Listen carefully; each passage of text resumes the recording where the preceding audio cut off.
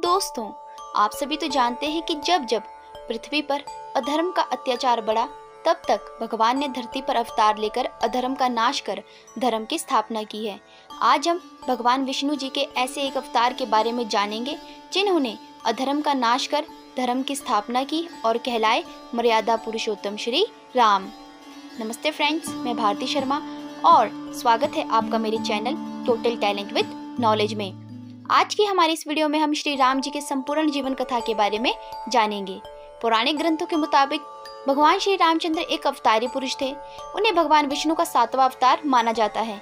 भगवान राम को मर्यादा पुरुषोत्तम भी कहा जाता है। ऐसा इसलिए क्योंकि भगवान राम ने धरती पर हर वह मर्यादा का पालन किया जो एक प्राणी को करनी चाहिए। वह मर्यादा चाहे भाई से हो, पिता से हो, माँ से हो, गुरु से हो या फिर शत्रु से हो, हर मर्यादा का पालन भगवान राम ने किया। मान्यता है कि जब त्रेता युग में धरती पर राक्षसों के अत्याचार बढ़ने लगे और प्राणी उनसे त्रस्त होने लगे, तब सभी देवताओं ने ब्रह्मा जी के साथ मिलकर भगवान विष्णु के शरण में गए। तब भगवान विष्णु ने उन्हें विश्वास दिलाया कि वह आने वाले समय में अयोध्या के सूर्यवंशी राजा दशरथ के यहाँ जन्म लेंगे और सभी राक्षसों का वध करेंगे। इसके बाद उन्होंने अपने वचन के अनुसार अयोध्या में जन्म लिया। आइए हम श्री राम जी के जन्म कथा के बारे में जानते हैं। त्रेता युग में दशरथ नाम के एक प्रसिद्ध राजा थे। उनके पिता का नाम अज था। वे सरयू नदी के किनारे स्थित कौशल नामक राज्य के राजा थे। कौशल राज्य की राजधानी अयोध्या थी। ये नगर अत्यंत सुंदर था। राजा दशरथ का महल अयोध्या नगरी के ठीक मध्य में स्थित था। राजा दशरथ कुशल योद्धा और न्यायप्रिय शासक थे तथा धर्म के अनुसार राज्य का कार्य चलाते थे। वे दिलीप, रघु व सगर आदि राजाओं के वंशज थे। राजा दशरथ के प्रधानमंत्री का नाम सुमंत्र था। राजा दशरथ राजकाज चलाने के लिए राजपुरोहितों की सलाह भी लेते थे। इन राजपुरोहितों में प्रमुख थे ऋषि वशिष्ठ, वामदेव, जाबाली आदि। राजा दशरथ की 3 रानियां थी जिनके नाम थे कौशल्या, सुमित्रा और कैकेयी। राजा और रानियों को समस्त सुख प्राप्त थे, किंतु संतान न होने के कारण वे अत्यंत दुखी थे। राजा ने राजगुरु वशिष्ठ से राज्य के उत्तराधिकारी के बारे में चिंता जताई। ऋषि वशिष्ठ ने उन्हें पुत्र श्रेष्ठी यज्ञ करने की सलाह दी। ऋषि वशिष्ठ ने महाराज दशरथ से कहा कि वह ये यज्ञ केवल ऋषि श्रृंग द्वारा ही संपन्न हो सकता है, इसलिए आपको स्वयं उनके पास जाकर प्रार्थना करनी चाहिए।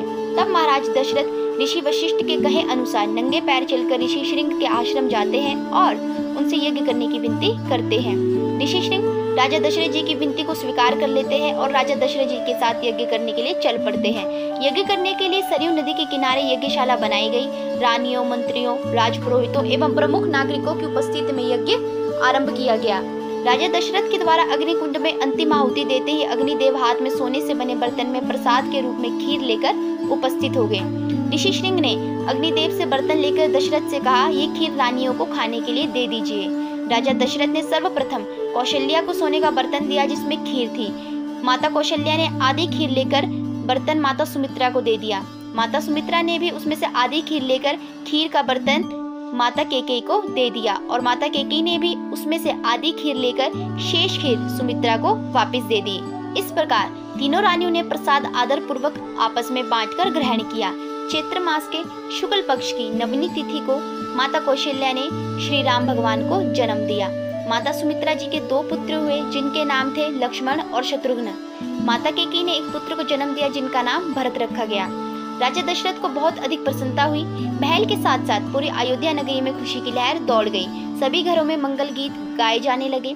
समय के साथ साथ चारों राजकुमार बड़े होने लगे। श्री राम और लक्ष्मण आपस में अधिक प्रेम करते थे। इसी प्रकार भरत और शत्रुघ्न से भी विशेष प्रेम था। इन चारों भाइयों को देखकर अयोध्या वासियों को बहुत अधिक प्रसन्नता होती थी। इन सभी भाइयों में श्री राम का व्यक्तित्व सबसे अधिक आकर्षक था। बालपन से ही श्री राम धैर्यवान और आज्ञाकारी बालक थे। उनके मुखमंडल पर एक अलग सा ही तेज और शोभा थी। जब चारों राजकुमार थोड़े बड़े हो गए तब राजा दशरथ ने चारों राजकुमारों की शिक्षा की उचित व्यवस्था की। उन्होंने चारों राजकुमारों की शिक्षा का दायित्व ऋषि वशिष्ठ को सौंप दिया। तब उनका उपनयन संस्कार करवाकर ऋषि वशिष्ठ उन्हें अपने गुरुकुल ले गए। वे चारों भाई आश्रम में रहकर वेद, शास्त्र, पुराण, राजनीति, धनुष संचालन और अन्य विद्याओं का अध्ययन करने लगे। योग्य शिक्षकों ने उन्हें सभी प्रकार की विद्याओं का उचित ज्ञान कराया।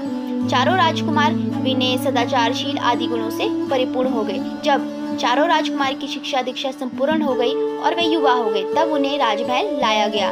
इतने वर्षों बाद चारों राजकुमारों को देखकर महल में सभी खुश और भाव विभोर हो गए। राजा दशरथ जी को राम जी अत्यंत प्रिय थे। जब राम जी रात्रि को सो जाते थे तो दशरथ उनके सुंदर और तेज से भरे मुख को देखने आया करते थे। एक दिन राजा दशरथ सभा में चारों राजकुमारों को उनके कार्यभार सौंपने पर विचार विमर्श कर रहे थे कि तभी द्वारपाल ने आकर महर्षि विश्वामित्र के आने का समाचार दिया। राजा दशरथ ने उनका उचित स्वागत सत्कार किया और प्रणाम करके स्वयं के सिंहासन पर बिठाया। इसके बाद राजा दशरथ ने उनके आने का कारण पूछा। विश्वामित्र कहते हैं कि हमें आपकी सहायता की आवश्यकता है। तब महाराज दशरथ कहते हैं, आपको जो भी आज्ञा होगी उससे मैं अपने प्राण देकर भी पूर्ण करूंगा, ये मेरा वचन है। विश्वामित्र ने बताया, राक्षस राज रावण के 2 अनुचर मारीच और सुबाहु हमें यज्ञ करने नहीं देते। यज्ञ की रक्षा करने के लिए हमें राम की आवश्यकता है। हम आपसे राम को लेने के लिए आए हैं। विश्वामित्र जी के कथन को सुनकर राजा दशरथ चिंतित हो गए तथा विश्वामित्र से बोले, ऋषिवर, राम तो अभी बालक ही है। दानव, देव, गंधर्व आदि भी रावण का सामना नहीं कर पाएंगे। यदि ऐसा है तो मैं आपके साथ सेना लेकर चलता हूँ। राम को ले जाकर मुझे पुत्र वियोग का कष्ट ना पहुँचाए। ये सुनकर महर्षि विश्वामित्र राजा दशरथ से कुछ नहीं बोले। वे यज्ञ के नियमों के अनुसार क्रोध से यज्ञ को खंडित नहीं करना चाहते थे। अतः विश्वामित्र जी ने राजा से केवल इतना कहा, हे दशरथ, आप रघुवंशियों जैसा व्यवहार नहीं कर रहे हैं। आपने मुझे वचन दिया था किंतु आप अपने वचन का पालन नहीं कर रहे हैं। रघुकुल की तो सदैव ये नीति रही है कि प्राण जाए पर वचन न जाए। आज हम आपके द्वार से निराश होकर लौट रहे हैं। ये कहकर वे उठकर जाने लगे। ये देखकर राजगुरु वशिष्ठ ने महाराज दशरथ को समझाते हुए कहा, हे राजन, यदि महर्षि विश्वामित्र राम को अपने साथ ले जा रहे हैं तो इसमें कोई ना कोई कारण अवश्य होगा। इसमें अवश्य ही राम का कोई हित होगा। आप बिना किसी शंका के राम को इनके चरणों में समर्पित कर दीजिए। आप राम को इनके साथ जाने की आज्ञा दें। महर्षि वशिष्ठ की बात सुनकर राजा दशरथ ने महर्षि विश्वामित्र के साथ राम और लक्ष्मण को जाने की आज्ञा दे दी और कहा कि आज से यही तुम्हारे माता पिता हैं। इनकी आज्ञा का पालन करना और इनकी सेवा करना ही तुम्हारा सर्वप्रथम धर्म होगा। तब श्री राम और लक्ष्मण पिता की आज्ञा प्राप्त कर महर्षि विश्वामित्र के साथ चले जाते हैं। सरयू नदी के किनारे लगभग 3 कोस चलने के बाद महर्षि विश्वामित्र अचानक से रुक गए। श्री राम लक्ष्मण अभी तक उनके साथ चले जा रहे थे। उन्होंने एक बार भी पीछे मुड़कर नहीं देखा क्योंकि उनकी दृष्टि तो केवल महर्षि विश्वामित्र के कदमों की ओर लगी हुई थी। सूर्य अस्त होने वाला था तथा शाम हो गई थी, लेकिन दोनों राजकुमारों के चेहरे पर चिंता एवं थकान का कोई चिन्ह नहीं था। महर्षि विश्वामित्र के कहने पर इन दोनों राजकुमारों ने नदी से जल पिया। उसके बाद महर्षि ने उन्हें बला और अतिबला नाम की 2 गुप्त विद्याएं सिखाई, जिससे दोनों भाइयों की शक्ति में वृद्धि हुई। उन्होंने रात को वहीं विश्राम किया तथा अगले दिन आगे चल दिए। उन्होंने सरयू और गंगा नदी के संगम के निकट से गंगा को पार किया। श्री राम लक्ष्मण महर्षि विश्वामित्र के ठीक पीछे चल रहे थे तथा उनकी बातों को ध्यान से सुन रहे थे।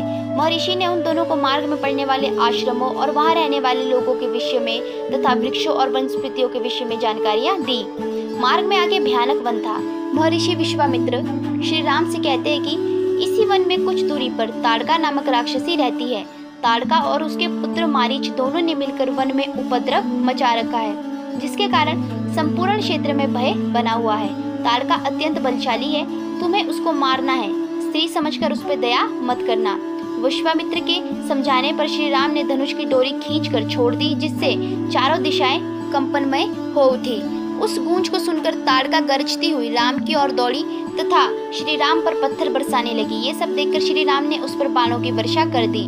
घायल ताड़का श्री राम को अपनी फैली बाहों में दबाकर मार देने के लिए उद्यत हुई। इतने में ही श्री राम ने तेज बाण छोड़ दिए जो ताड़का के हृदय को चीरते हुए चले गए। इस प्रकार ताड़का का वध हुआ तथा महर्षि विश्वामित्र के चेहरे पर खुशी की लहर दौड़ उठी। महर्षि विश्वामित्र ने श्री राम को ब्रह्मास्त्र, दंड चक्र, काल चक्र आदि दिव्य अस्त्र भेंट स्वरूप दिए। श्री राम ने प्रसन्नता पूर्वक उन्हें स्वीकार किया। इन अस्त्रों को प्राप्त करके श्री राम अधिक बलशाली हो गए। ताड़का का वध हो जाने के बाद विश्वामित्र राम लक्ष्मण को अपने सिद्ध आश्रम में लेकर पहुँचे। आश्रमवासी श्री राम व लक्ष्मण को देखकर बहुत खुश हुए। महर्षि विश्वामित्र ने यज्ञ शुरू किया और श्री राम लक्ष्मण उनकी रक्षा करने लगे। ये यज्ञ 5 दिनों तक लगातार चलता रहा। छठे दिन आकाश में गर्जना करता हुआ मारीच अपने साथी सुबाहु के साथ यज्ञ में बाधा डालने हेतु आ पहुंचा। उसके साथ विशाल सेना भी थी। श्री राम ने मारीच पर मानव अस्त्र चलाया। अस्त्र के आघात से वह समुद्र के किनारे अचेत अवस्था में जाकर गिरा। होश आने पर वह श्री राम के डर से दक्षिण दिशा की ओर चला गया। इसके साथ ही श्री राम ने आग्नेय अस्त्र चलाकर सुबाहु का वध कर दिया। श्री राम ने मारीच व सुबाहु के साथ आई सेना का संहार वायव्य अस्त्र चलाकर किया। इस प्रकार राम ने आश्रम वासियों को राक्षसों के उपद्रव से मुक्ति दिला दी और महर्षि विश्वामित्र जी का यज्ञ बिना किसी विघ्न के पूर्ण हो गया। कुछ समय बाद श्री राम ने महर्षि विश्वामित्र को प्रणाम करके पूछा, गुरुवर, अब हमारे लिए क्या आदेश है? महर्षि विश्वामित्र ने कहा कि हमें राजा जनक के यहाँ से न्योता आया है। उन्होंने हमें अपनी पुत्री सीता के स्वयंवर में आमंत्रित किया है। हम चाहते हैं कि तुम दोनों भी हमारे साथ चलो और उस ऐतिहासिक दृश्य का अनुभव करो जहाँ आर्यवर्त के समस्त राजा महाराजा अपना पराक्रम दिखाएंगे। तब श्री राम कहते हैं कि किंतु मुनिवर, स्वयंवर का अर्थ तो यही है ना कि राजकुमारी जिसे पसंद करेगी उन्हीं के गले में वरमाला डालेगी, तो इसमें शौर्य दिखाने का तो कोई अर्थ ही नहीं है। तब महर्षि विश्वामित्र कहते हैं कि ऐसा इसलिए क्योंकि महाराज जनक ने सीता के स्वयंवर के लिए कठिन शर्त रखी है। सीता एक दिव्य कन्या है, इसलिए महाराज जनक नहीं चाहते कि सीता का विवाह एक साधारण पुरुष से हो। महाराज जनक के पास दिव्य शिव धनुष है, इसलिए उनकी शर्त है कि जो भी उस दिव्य धनुष को उठाकर उस पर प्रत्यंचा चढ़ा देगा, उसी के साथ देवी सीता का विवाह होगा। इसी चमत्कार को देखने के लिए तुम हमारे साथ मिथिला चलो, यही हमारी इच्छा है। तब श्री राम कहते हैं कि आपकी इच्छा हमारे लिए आदेश है, हम अवश्य आपके साथ चलेंगे। प्रातः होते ही महर्षि विश्वामित्र श्री राम और लक्ष्मण के साथ मिथिला नगरी की ओर चल पड़ते हैं। मार्ग में विश्वामित्र उन्हें पुराणों की कथाएं सुनाए जाते हैं। श्री राम मार्ग में आने वाले नए नए स्थानों के विषय में पूछते जाते हैं और महर्षि विश्वामित्र उनका परिचय देते जाते थे। सोन नदी को पार करके उन्होंने जिस नए क्षेत्र में प्रवेश किया, उसके प्राकृतिक सौंदर्य तथा हरियाली ने सबको मुग्ध कर दिया। उन्होंने श्री राम को उनके पूर्वजों के बारे में जानकारी दी। रात को आराम करने के बाद सुबह होते ही सभी ने मिथिला नगर की ओर बढ़ना प्रारंभ किया। महर्षि विश्वामित्र ने राम लक्ष्मण को गंगा की उत्पत्ति के बारे में बताया, साथ ही शिव पार्वती के विवाह के विषय में भी बताया। इस प्रकार यात्रा करते हुए महर्षि विश्वामित्र श्री राम और लक्ष्मण को ऋषि गौतम के आश्रम लाए। गौतम ऋषि के आश्रम को देखकर श्री राम आश्चर्यचकित हो जाते हैं और महर्षि विश्वामित्र से कहते कि मुनिवर, ये कैसा आश्रम है, ना पूरी तरह से बसा हुआ और ना ही पूरी तरह से उजड़ा हुआ। यहाँ पत्ता पत्ता सूख गया है, किंतु शिला के ऊपर ये तुलसी का पौधा अभी भी हरा भरा है, ये क्या भेद है? तब मुनिवर कहते हैं कि तुम बिल्कुल सही कह रहे हो, ये सब गौतम ऋषि के श्राप का परिणाम है। किंतु ये तुलसी का पौधा इस शिला के ऊपर अभी भी इसलिए हरा भरा है क्योंकि यहाँ पर अभी भी एक नारी की आत्मा वास करती है। तब श्री राम पूछते हैं, मुनिवर, वो नारी कौन है? महर्षि विश्वामित्र कहते हैं कि यहाँ एक अभागन नारी की आत्मा वास करती है। वो अभागन नारी जिसके साथ एक पुरुष ने छल किया और दूसरे पुरुष ने उसे दंड दिया। इस पर लक्ष्मण जी कहते हैं कि ये कैसी अद्भुत कथा है मुनिवर, और वे लोग कौन थे जिन्होंने ये सब किया? महर्षि विश्वामित्र कहते हैं कि दो महान पुरुष, एक देवताओं के राजा इंद्र और दूसरे उस नारी के पति ऋषि गौतम। तब श्री राम पूछते हैं, उन्होंने ऐसा क्यों किया? इस पर महर्षि विश्वामित्र उन्हें बताते हैं कि गौतम ऋषि की पत्नी देवी अहिल्या बहुत सुंदर स्त्री थी, जिस कारण इंद्र उन पर आसक्त हो गया। एक दिन जब गौतम ऋषि प्रातः स्नान के लिए नदी पर गए, तब इंद्र ने इस अवसर का लाभ उठाने की ठानी और वह गौतम ऋषि का भेष धारण करके देवी अहिल्या से समागम करने के लिए एक दबे पैर उनकी कुटिया की ओर चला गया और कुटिया में प्रवेश कर गया। कुछ समय पश्चात जब इंद्र छुपते छुपाते कुटिया से बाहर जा रहा था, उसी समय गौतम ऋषि स्नान करके वापस आ गए। जब उन्होंने अपने ही भेष के व्यक्ति को अपनी कुटिया से बाहर निकलते देखा तो वे समझ गए कि ये इंद्र का कपट जाल है। उन्होंने क्रोधवश इंद्र को श्राप दिया और उसे वहीं विफल कर दिया। इतने में देवी अहिल्या कुटिया से बाहर आई और वो समझ गई कि उनके साथ छल हुआ है। देवी अहिल्या रोते रोते ऋषि गौतम के चरणों में पड़ गई, किंतु क्रोध में भरे ऋषि गौतम ने अपनी ही पत्नी को श्राप दे दिया और वह पत्थर की शिला में परिवर्तित हो गई। तभी से वह श्रापित नारी किसी के आने की प्रतीक्षा कर रही है। तब श्री राम कहते गुरुदेव, वे किसके आने की प्रतीक्षा कर रही हैं? महर्षि कहते हैं कि वही जो गिरे हुए को उठा सके। किसी पर दोष लगाकर दंड देना तो सभी को आता है, किंतु वो पतित पावन जो किसी गिरे हुए को उठा सके विरला ही होता है।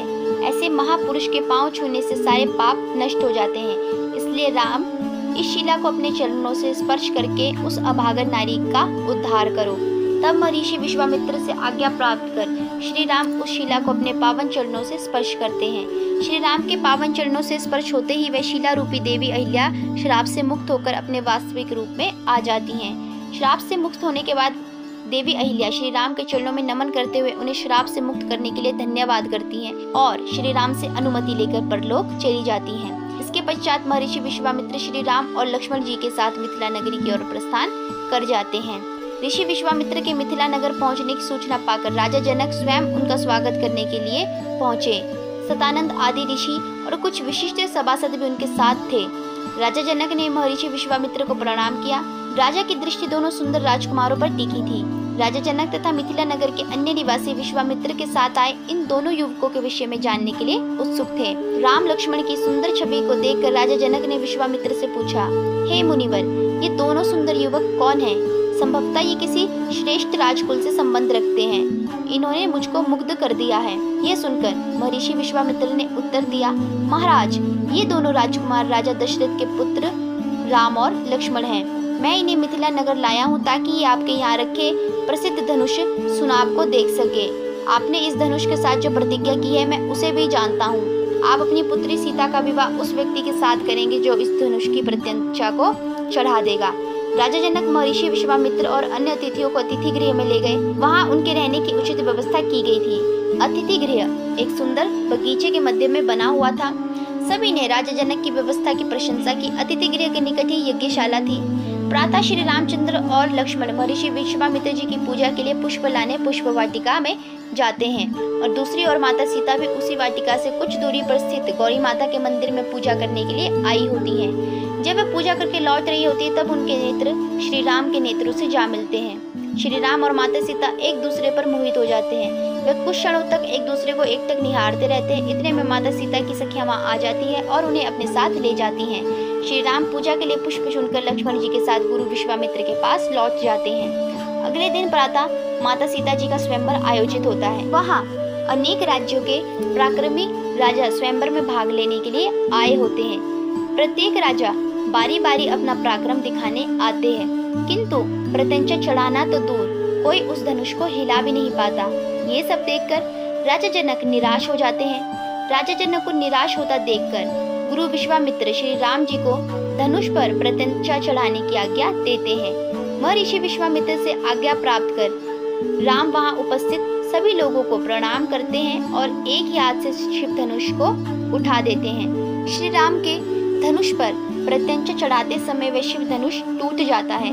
शिव धनुष के टूटते ही एक तेज स्वर चारों ओर गूंजता है। शिव धनुष के टूटते ही महेंद्र पर्वत पर तपस्या कर रहे परशुराम जी वहां पहुंच जाते हैं। परशुराम जी अत्यंत क्रोध में थे, किंतु श्री राम जी के समझाने पर वे शांत हो जाते हैं। जब उन्हें श्री राम में भगवान विष्णु के दर्शन होते हैं तो वे श्री राम को अपना धनुष देते हैं और कहते हैं कि इस धनुष से बाण चलाकर मेरे द्वारा अर्जित किए सभी पुण्य लोकों को नष्ट कर दो, जिससे मेरी कीर्ति और अहंकार भी नष्ट हो जाएगा। तब श्री राम धनुष से पूर्व दिशा की ओर बाण चला देते हैं। इसके पश्चात परशुराम वापस महेंद्र पर्वत पर तपस्या करने के लिए लौट जाते हैं। दूसरी ओर राजा जनक की प्रसन्नता की कोई सीमा न रही। वे राम के पराक्रम को देखकर आश्चर्यचकित हो गए। उन्होंने प्रसन्नता पूर्वक कहा, हे ऋषिवर, हम आपके कृतज्ञ हैं। आपके कारण ही हमारी पुत्री को उसके लिए उपयुक्त वर मिला है। राम के शौर्य और पराक्रम पर हमें गर्व है। यदि आप आज्ञा दें तो महाराज दशरथ तक ये शुभ समाचार पहुंचा दें। वे बारात लेकर आ जाएं। हम सीता का विधि पूर्वक विवाह कर देंगे। महर्षि विश्वामित्र ने अपनी सहमति राजा जनक के सामने प्रकट की। महर्षि विश्वामित्र तो श्री राम को इसी इच्छा की पूर्ति के लिए मिथिला नगर लाए थे। महर्षि विश्वामित्र की सहमति प्राप्त होने पर राजा जनक ने तुरंत अपने मंत्रियों को तीव्र गति से चलने वाले रथ द्वारा अयोध्या भेजने के लिए आदेश दिया। मिथिला नगर के मंत्रियों ने अयोध्या पहुंचकर राजा दशरथ को राम द्वारा शिव धनुष को तोड़ने की सूचना दी। राजा दशरथ की प्रसन्नता का ठिकाना न रहा। अपने दोनों पुत्रों के महर्षि विश्वामित्र के साथ जाने के पश्चात से ही वह उनके बारे में चिंतित थे, किंतु इस सुखद समाचार ने उनकी समस्त चिंताएं दूर कर दी। उन्होंने बिना किसी देर को करते हुए उसी समय रानियों को ये शुभ समाचार सुनाया। राजमहल में सभी के हृदयों में खुशी की लहर दौड़ गई। रानियां श्री राम के विवाह के संबंध में सुखद समाचार सुनकर एक दूसरे को बधाई देने लगी। राजा दशरथ ने महर्षि वशिष्ठ के साथ विचार विमर्श किया। महर्षि ने भी श्री राम के विवाह के लिए अपनी सहमति दी। सभी उत्साह पूर्वक इस शुभ कार्य हेतु मिथिला नगर जाने के लिए तैयारियों में लग गए। महाराजा दशरथ ने चतुरंगिनी सेना तथा बारात को साथ लेकर मिथिला नगर की ओर चल दिए। बारात को बहुत आकर्षक तरीके से सजाया गया था। बारात में सजे हुए रथ, हाथी और घोड़े थे।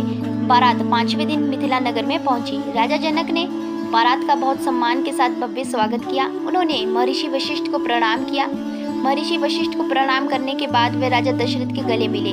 राजा जनक व राजा दशरथ ने एक दूसरे को बधाई दी। राजा जनक प्रमुख अतिथियों को राजमहल में लेकर गए। मिथिला नगर की राजधानी जनकपुर को एक दुल्हन की तरह सुंदर व आकर्षक तरीके से सजाया गया था। जनकपुर के प्रत्येक घर में श्री राम और माता सीता के विवाह की बातें हो रही थी। विवाह के स्थान को विभिन्न प्रकार के फूलों और मोतियों से सजाया गया था। राजा दशरथ अपने चारों पुत्र राम, लक्ष्मण, भरत और शत्रुघ्न के साथ विवाह मंडप में आए। महर्षि वशिष्ठ, महर्षि विश्वामित्र तथा अन्य राजगुरु भी उनके साथ थे। राजा जनक अपनी पुत्री सीता के साथ विवाह मंडप में आए। उन्होंने राजा दशरथ से माता सीता का परिचय कराते हुए कहा, महाराज, ये हमारी बड़ी पुत्री सीता है। एक बार हल चलाते समय ये हमें धरती से प्राप्त हुई थी। श्री राम ने शिव धनुष तोड़कर हमारी प्रतिज्ञा को पूरा करके सीता के साथ विवाह करने का अधिकार प्राप्त किया है। सीता से परिचय कराने के बाद राजा जनक ने अपनी दूसरी पुत्री उर्मिला का परिचय राजा दशरथ से कराया। इसके बाद मांडवी और श्रुतकीर्ति का भी परिचय कराया, जो उनके छोटे भाई कुशध्वज की पुत्रियां थी। राजा दशरथ ने राजा जनक से विनय पूर्वक आग्रह करते हुए कहा, महाराज, हमारी इच्छा है कि सीता के साथ साथ अन्य राजकुमारियों का भी विवाह करा दिया जाए। यदि आप अनुमति दें तो उर्मिला का विवाह लक्ष्मण के साथ, मांडवी का विवाह भरत के साथ और श्रुतकीर्ति का विवाह शत्रुघ्न के साथ कर दिया जाए। राजा जनक ने राजा दशरथ के इस आग्रह को प्रसन्नतापूर्वक स्वीकार कर लिया। विवाह मंडप में चारों राजकुमारों और राजकुमारियों का विवाह हेतु बिठाया गया। महर्षि वशिष्ठ और राजगुरु सतानंद ने विधि पूर्वक वैदिक मंत्र पढ़ते हुए विवाह को संपन्न किया। चारों राजकुमारों का विवाह होने के बाद राजा दशरथ बारात सहित कुछ दिनों तक जनकपुर में ही ठहरे। श्री राम ने विवाह के पश्चात माता सीता को एक वचन दिया था कि वे कभी भी और विवाह नहीं करेंगे। उनकी केवल एक ही पत्नी होगी, सीता। श्री राम ने एक पत्नी व्रता रहने का वचन दिया। श्री राम ने मानव होते हुए प्रत्येक मर्यादा का पालन किया, इसलिए उन्हें मर्यादा पुरुषोत्तम भी कहते हैं। राजा जनक ने अतिथियों और बारातियों का खूब सेवा सत्कार किया। राजा जनक के अतिथि सत्कार ने महाराज दशरथ का मन मोह लिया। कुछ समय पश्चात राजा दशरथ अपने पुत्रों, पुत्रवधुओं और बारातियों के साथ अयोध्या के लिए वापस चल पड़े। अयोध्या पहुंचने पर बारात का बहुत जोर शोर से स्वागत किया गया। घरों से फूलों की वर्षा की गई तथा स्त्रियों द्वारा मंगल गीत गाए गए। संपूर्ण अयोध्या में उत्सव जैसा वातावरण बन गया।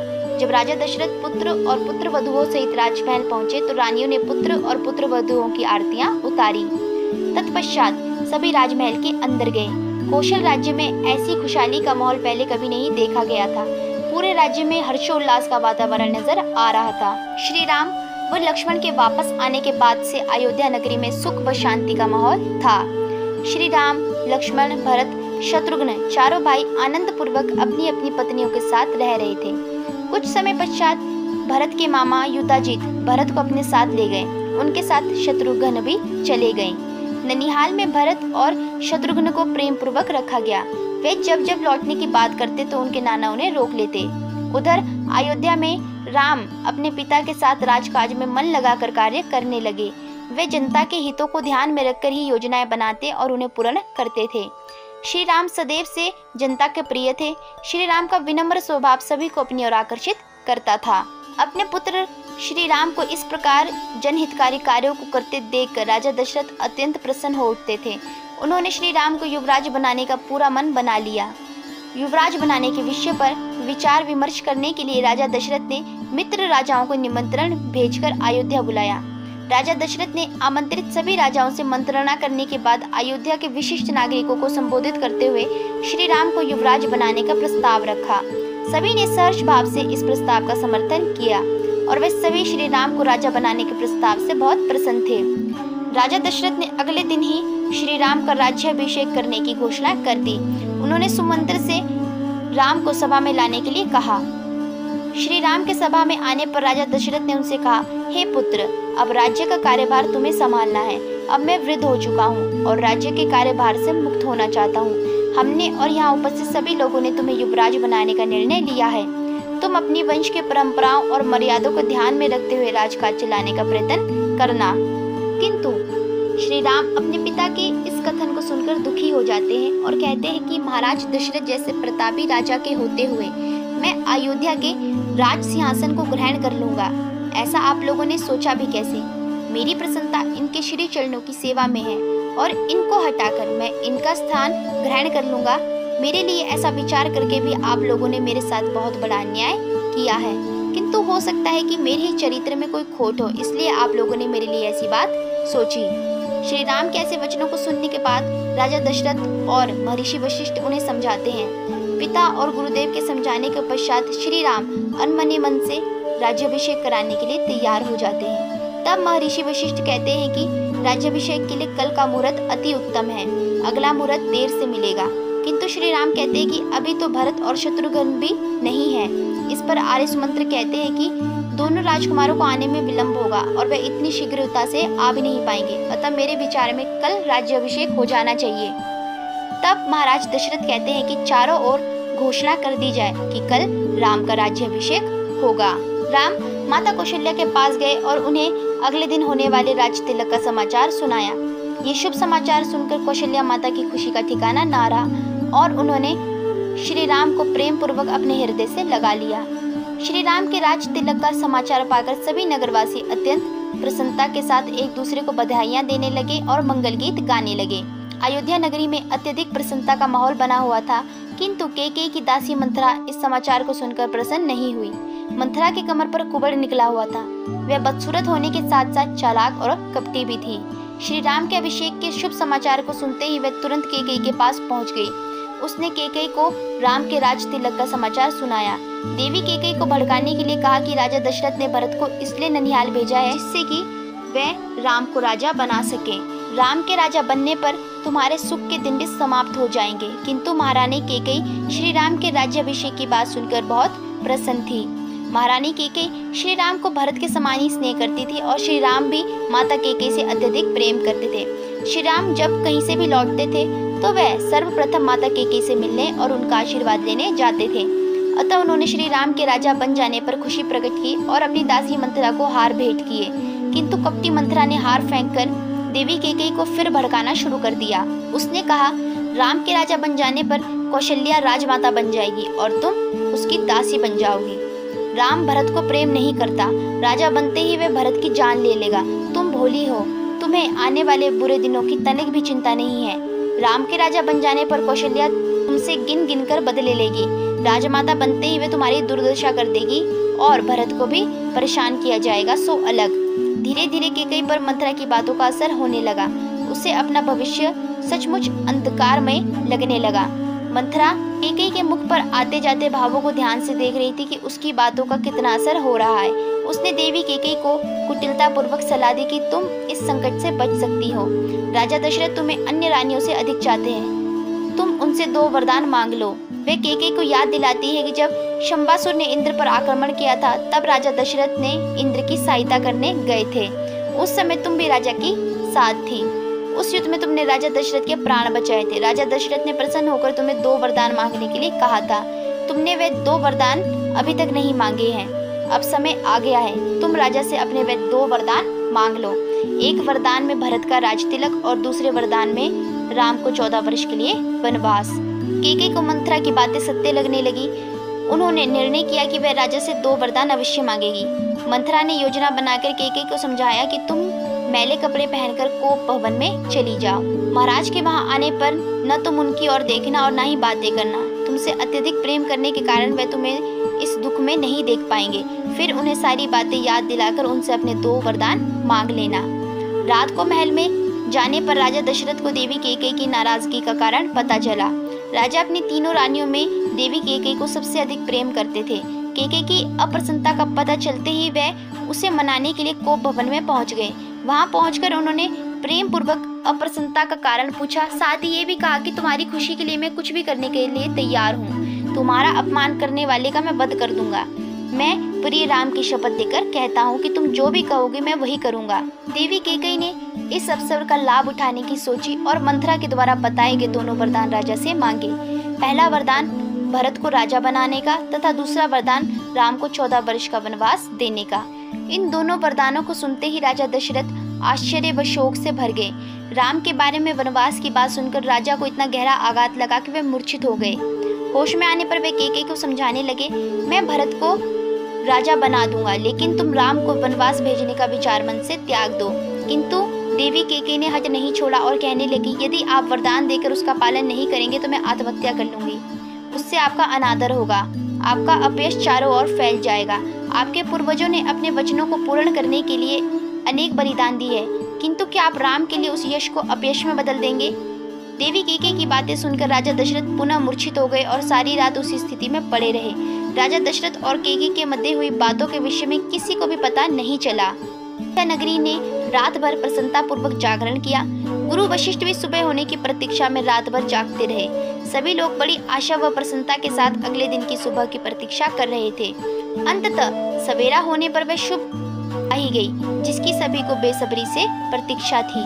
श्री राम का राज तिलक सभी के लिए हर्ष का विषय था। प्रातः राजा दशरथ को महल में न पाकर गुरु वशिष्ठ ने मंत्री सुमंत्र को देवी कैकेयी के महल में महाराज दशरथ को बुलाने भेजा। मंत्री सुमंत्र देवी कैकेयी के महल में पहुंचे। राजा दशरथ की हालत को देखकर वह समझ गए कि देवी कैकेयी व राजा दशरथ में कुछ न कुछ विवाद अवश्य हुआ है। अतः मंत्री सुमंत्र ने राजा की हालत के विषय में पूछा। देवी कैकेयी ने कहा, इस विषय में मुझे कुछ भी पता नहीं है। राजा इस विषय में राम को स्वयं बताएंगे। राजा ने मंत्री सुमंत्र से राम को बुलाने का संकेत किया। आर्य सुमंत श्री राम को वहां लेकर आए। श्री राम को देखते ही दशरथ का हृदय भर आया, आंखों से अश्रु बह निकले तथा वे सुध बुध खो बैठे। श्री राम ने देवी कैकेयी से पिता की इस बुरी दशा का कारण पूछा। तब देवी कैकेयी ने श्री राम को दोनों वरदानों के बारे में बताया। देवी कैकेयी की इस बात को सुनकर राम सब कुछ समझ गए। उन्होंने कहा, बस इतनी सी बात माता, इसके लिए आपने पिताजी को कष्ट क्यों दिया? आप मुझसे कह देती, मैं तो पहले भी इस राज्याभिषेक को कराने के पक्ष में नहीं था, और यदि भरत का राज्याभिषेक होगा तो मुझे अत्यधिक प्रसन्नता होगी, क्योंकि वह मुझे सबसे प्रिय है और उसे राज्य देने के लिए तो मुझे किसी की भी अनुमति की आवश्यकता नहीं। आप भरत को बुलाइए और राज तिलक कराइए। मैं इसी समय वनवास लेता हूँ। मैं पिताजी के वचनों का पालन अवश्य करूंगा। इतना कहकर श्री राम वापस चले गए। महाराज चुपचाप सब कुछ देख व सुन रहे थे। कैकेयी की ओर देखकर उन्होंने केवल इतना ही कहा, धिक्कार है। श्री राम ने अपनी माता कौशल्या को सारी बात बताई। कैकेयी के वरदानों के विषय में सुनकर देवी कौशल्या आश्चर्यचकित रह गई। श्री राम से अलग हो जाना उनके लिए असहनीय था, अतः उनके आंखों से आंसू बहने लगे। माता कौशल्या का दुख देखकर लक्ष्मण जी को गुस्सा आ गया, किंतु श्री राम के समझाने पर वे शांत हो गए। पुत्र वियोग की कल्पना से ही माता कौशल्या अत्यंत व्याकुल हो गई। उन्होंने श्री राम से कहा, पुत्र, इस समय तुम्हारे पिता होश में नहीं है, वे कैकेयी की बातों में आ गए हैं। मैं तुम्हारी माँ हूँ, मैं तुम्हें आदेश देती हूँ कि तुम वन में न जाओ। श्री राम ने माता को समझाया कि पिता की आज्ञा मानना मेरा धर्म है। उन्होंने लक्ष्मण को भी समझाते हुए कहा, ये सब भाग्य की बातें हैं। लक्ष्मण ने गुस्से से कहा, मैं भाग्य की बात नहीं मानता। आप राज सिंहासन पर बैठे, यदि किसी ने आपका विरोध किया तो मैं अयोध्या में आग लगा दूंगा, और मैं कायर नहीं हूँ जो भाग्य के भरोसे रहूं। श्री राम ने माता कौशल्या और भाई लक्ष्मण को समझाते रहे। अंत में श्री राम के हठ के समक्ष हार मानकर माता कौशल्या कहने लगी, पुत्र, वन में तुम्हारा धर्म ही तुम्हारी रक्षा करेगा। मेरे सभी पुण्यों के फल भी तुम्हें मिलेंगे। दुख में डूबी माता कौशल्या से विदा लेकर श्री राम सीता जी के पास पहुंचे। श्री राम ने माता सीता को अपने वनवास जाने और भरत के राजा बनने के विषय में बताया। इसके बाद श्री राम ने माता सीता से कहा, मेरे जाने के बाद तीनों माताओं की सेवा करना, भरत के विरुद्ध कोई भावना मन में न लाना। ये कहकर उन्होंने देवी सीता से विदा मांगी तो देवी सीता पत्थर की प्रतिमा के समान खड़ी रह गई। वह एकदम से कुछ न बोल सकी। उन्होंने श्री राम के वचनों पर विश्वास ही नहीं हो रहा था, किंतु संपूर्ण स्थिति को समझने के बाद उन्होंने भरे कंठ से कहने लगी, मैं आपके बिना महल में नहीं रहूंगी। पत्नी पति के सुख और दुख में उसके साथ रहती है। श्री राम देवी सीता को अयोध्या के महल में रहने के लिए मनाते रहे, परंतु देवी सीता के हट के आगे वे विवश हो गए। श्री राम ने देवी सीता को साथ चलने की अनुमति दे दी। तभी वहां लक्ष्मण भी आ गए और उन्होंने भी साथ चलने का आग्रह किया। अंततः श्री राम लक्ष्मण को भी साथ ले जाने के लिए सहमत हो गए। तब श्री राम ने लक्ष्मण को माता से अनुमति लेने तथा गुरु वशिष्ठ के यहाँ से अपने दिव्य अस्त्र शस्त्र लाने के लिए कहा। लक्ष्मण ने श्री राम की आज्ञा का पालन किया। श्री राम और देवी सीता और लक्ष्मण के साथ पिता दशरथ के पास अनुमति लेने गए। श्री राम के पहुंचने पर महाराज दशरथ ने उठने का प्रयास किया, परंतु वे उठ न सके और फिर से मूर्छित हो गए। कुछ समय के बाद होश में आने पर श्री राम ने उनसे सीता और लक्ष्मण के साथ वन जाने की अनुमति मांगी। साथ ही पिता को धैर्य बंधाया। महाराज दशरथ कहने लगे, कैकेयी ने मेरी बुद्धि भ्रष्ट कर दी है, तुम मुझे कारावास में डाल दो और राज्य का कार्यभार संभालो। श्री राम ने उन्हें ढांढस दिलाते हुए कहा कि वे लोभवश राजा नहीं बनना चाहते हैं। आप मुझे वनवास की अनुमति देकर रघुकुल की मर्यादा को बनाए रखें और हमें 14 वर्ष का वनवास देकर माता कैकेयी ने हम पर उपकार किया है, क्योंकि अब हम उन महान ऋषि मुनियों के दर्शन कर सकेंगे जिनका तेज तीनों लोकों में फैला है और लगता है मेरे कोई पुण्य कर्म जाग गए हैं। इसके पश्चात वे मंथरा आती है और उसके हाथ में तपस्वियों के वस्त्र थे। उसी समय देवी कैकेयी श्री राम और लक्ष्मण को गेरुए रंग के वस्त्र देते हुए वन जाने का आदेश दिया। देवी कैकेयी ने माता सीता को भी तपस्विनियों के वस्त्र दिए। श्री राम, लक्ष्मण और देवी सीता ने राजसी वस्त्र के स्थान पर गेरुए वस्त्र धारण कर लिए। ये दृश्य देखकर सबकी आंखें भर आई। सभी कठोर हृदय वाले देवी कैकेयी को बुरा भला कहने लगे। अपराध बोध की पीड़ा से दशरथ सिर झुकाकर बैठे रहे। उनकी आंखों से लगातार आंसू बह रहे थे।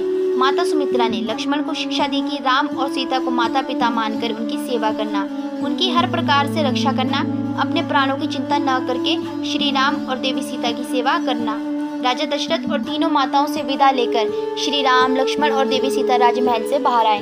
पूरा नगर शोक में डूबा एवं दुख से व्याकुल था। नगरवासी महल के बाहर एकत्रित हो गए। अयोध्या नगरी से बाहर आकर श्री राम, देवी सीता व लक्ष्मण ने मंत्री सुमंत्र को रथ के साथ खड़ा देखा। तीनों रथ पर चढ़ते ही रथ तेज गति से चल पड़ा।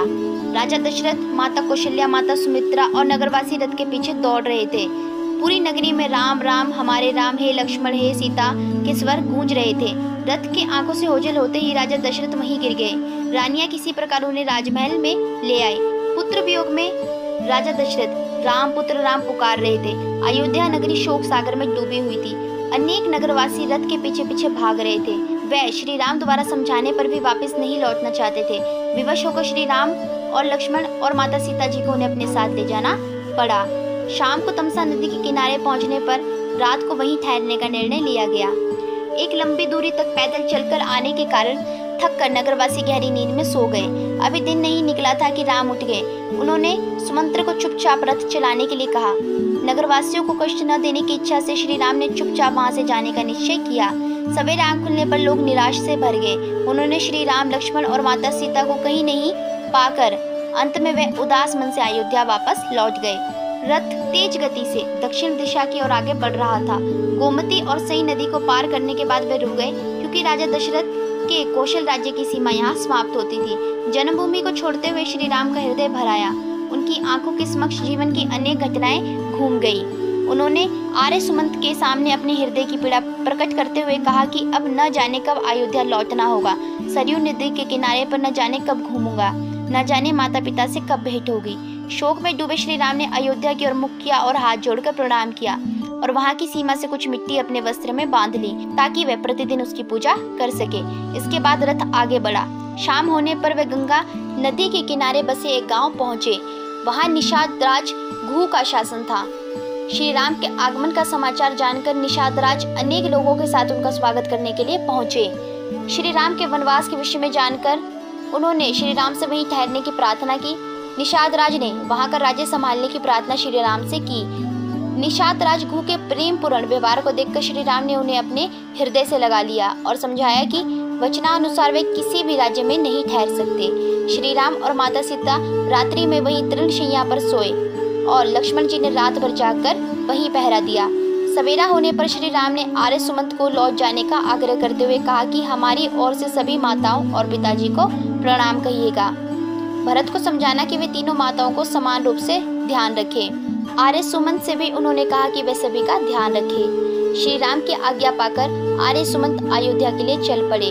श्री राम ने निषाद राजगुह से गंगा नदी पार करने के लिए नाव की व्यवस्था करने के लिए कहा। दोस्तों, आशा करती हूँ कि अभी तक की रामायण की कथा सुनने में आपको आनंद आया होगा। इससे आगे की कथा अगर आप सुनना चाहते हैं तो आप हमारे चैनल पर इसी वीडियो का भाग 2 देख सकते हैं और रामायण की संपूर्ण कथा को सुन सकते हैं। तो दोस्तों, जाने से पहले वीडियो को लाइक कर दीजिएगा और चैनल को सब्सक्राइब करके बेल आइकन को प्रेस कर दीजिएगा और मेरे साथ एक बार प्यार से बोलिए सियापति श्री रामचंद्र जी की जय।